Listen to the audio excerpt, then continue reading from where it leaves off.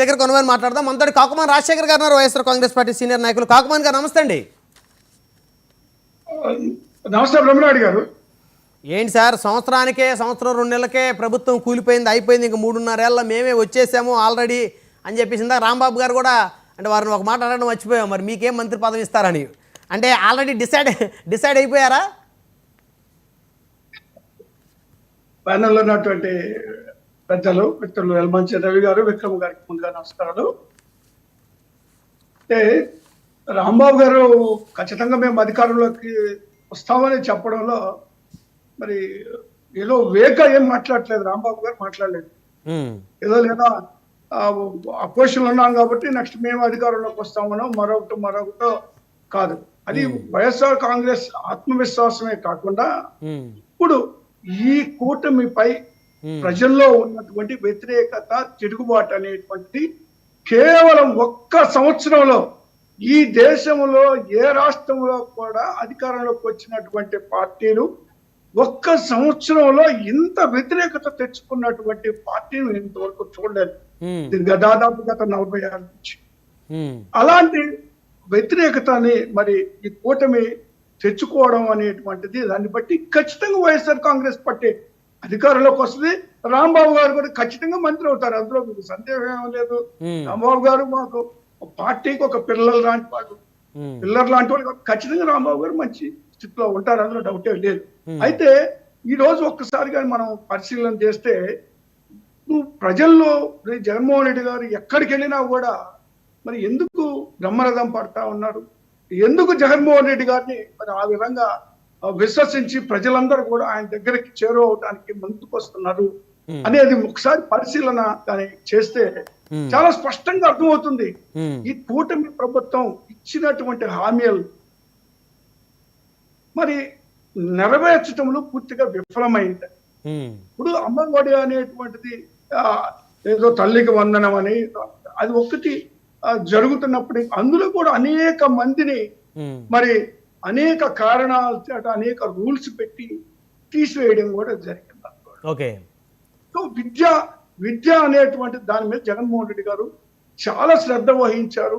విద్య తర్వాత ఏదైనా సరే అదే, దానికి మించిన ఆస్తి లేదు పిల్లలకి మనం ఇచ్చేటువంటి దాని మీద మరి అంతర్జాతీయ స్థాయి వరకు మరి వాళ్ళు వెళ్ళాలనే ఉద్దేశంతో అనేకమైనటువంటి మరి అందులో ఇంగ్లీష్ మీడియం దగ్గర నుంచో సిబిఎస్, IBM రకరకాలైనటువంటి ట్యాబ్లు ఎవరు ఎన్ని రకాల అన్ని వసతులు కల్పిస్తే ఉంటే వాటన్నిటిని నీరుగార్చే విధంగా ఈ రోజు కూటమి ప్రభుత్వం చేస్తున్నటువంటి మాట చూస్తాం. మెడికల్ కాలేజ్ చూడండి, మెడికల్ కాలేజ్ సీట్లు వచ్చిన కూడా వాటిని రిఫ్యూజ్ చేసిన పరిస్థితులు ఉన్నాయి.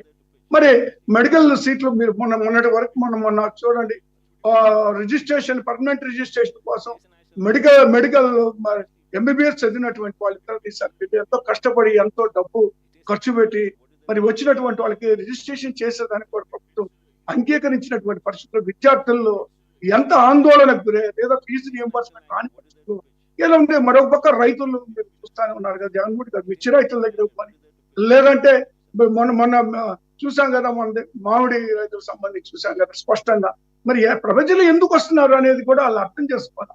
ప్రజలు ఊరికనే ఏదో జగన్మోహన్ రెడ్డి గారు వస్తున్నారని వెళ్ళరు, వాళ్లకున్న ఆవేదనని ఆయనకు తెలియజేయాలని ఖచ్చితంగా మరి వైఎస్ఆర్ కాంగ్రెస్ పార్టీ నుంచి వాళ్ళ ఇబ్బందులు బాధల్ని ప్రభుత్వానికి తెలియజేసే విధంగా ఒక ఆందోళనకి మద్దతిస్తూ మరి ఈ రోజు అందరూ బయటకు వస్తా ఉన్నారు.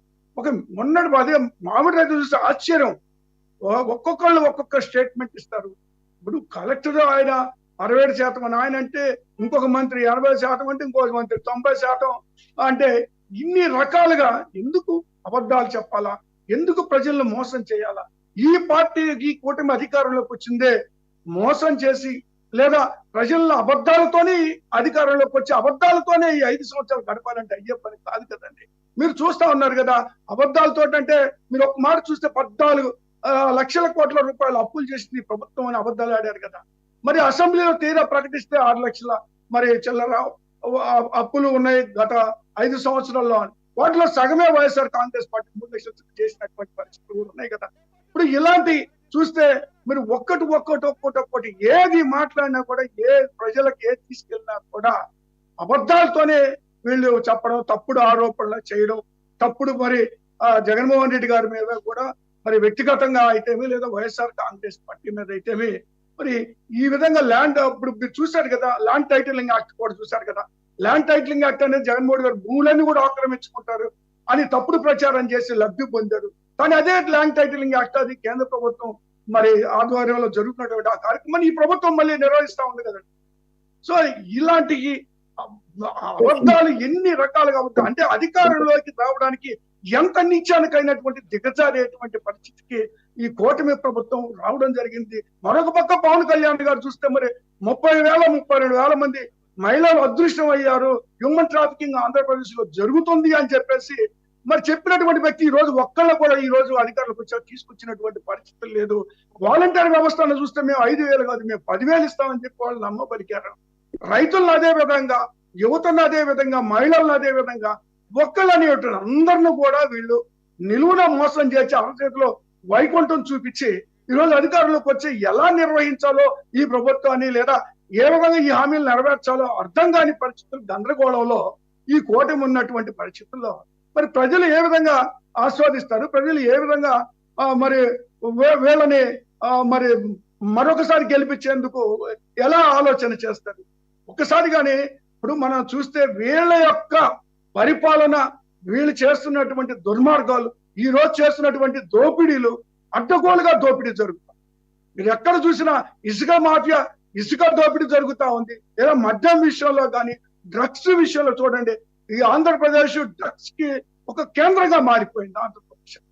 మరి ఎందుకు దాని మీద చర్యలు తీసుకోవట్ల? విద్యార్థులు జీవితాలు నాశనం చేస్తున్నటువంటి ఆ పరిస్థితులు కనబడతా ఉన్నాయి. మరి భూములు చూస్తే భూములు ఎక్కడైనా భూములు ఆక్రమించుకోవడం జరుగుతా ఉంది, దళితుల్ని మీద దాడులు జరుగుతా ఉన్నాయి. ఇన్ని రకాల మరి గందరగోళాలు సృష్టిస్తూ ఇంత అరాచక పాలన సృష్టిస్తున్నటువంటి ఈ కూటమి ప్రభుత్వం ఖచ్చితంగా ప్రజలకు కూలదోస్తారు. వైఎస్ఆర్ కాంగ్రెస్ పార్టీ ఖచ్చితంగా రేపు 29లో అధికారంలోకి వస్తుంది అనేటువంటి మాట మేము ఖచ్చితంగా చెప్పదలుచుకున్నాం. విక్రమ్ గారు నమస్తే అండి. నమస్కారం అండి. సో ఏంటి సార్ 3